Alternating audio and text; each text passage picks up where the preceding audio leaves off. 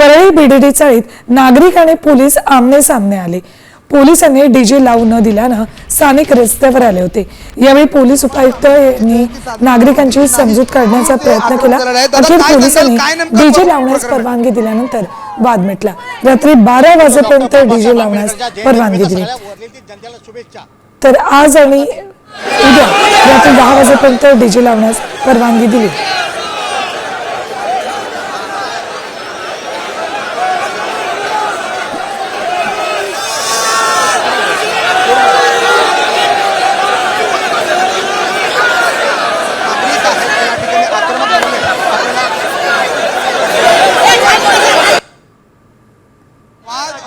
काढत आहे तर मागच्या वेळेस काही घटना घडलेली होती आणि त्यामुळे हे हॉस्पिटल आहे, शाळा आहे, ह्याच्यापासून 100 मीटर अंतरावरती सायलेन्स झोन येतो। या सायलेन्स झोन मध्ये 3 दिवसापूर्वी अंबानीचा प्रोग्राम झाला।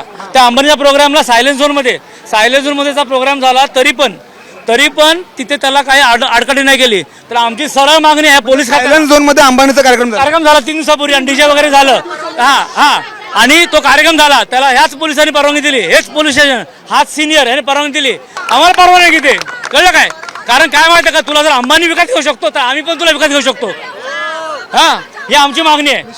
आणि ऐकून घे, हे लाईट बीट आमची मागणी नाही, तो आमचा हक्क आहे।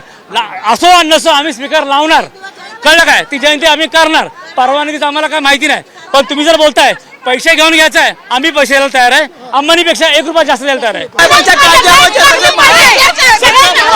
जातीवाद समजलं का? आम्हाला आमची जयंती करून द्या, ते त्यांना सांगा चांगलं, नाही तर 12 महिन्याचे कुठलेच सण नाही साजरे झाले पाहिजेत, बस कुठलेच नाही झाले पाहिजेत। डॉक्टर बाबासाहेब आंबेडकरांची जयंती ही वर्षानुवर्ष त्यांचा बालकिल्ला आहे आणि केवळ हा जातीवादाच आहे, कारण की आम्ही काय आतंकवादी नाही आहोत। जो गेल्या वेळेचा राग आहे ना, तो आमच्यावर काढला जातोय। कुठला गेल्या वेळेची लेडीज कॉन्स्टेबल बोलली ती चुकीचं बोलली, त्याच्यावर आम्ही आक्षेप केला आणि आता तो राग आमच्यावरती करताय। पोलीस मुद्दाम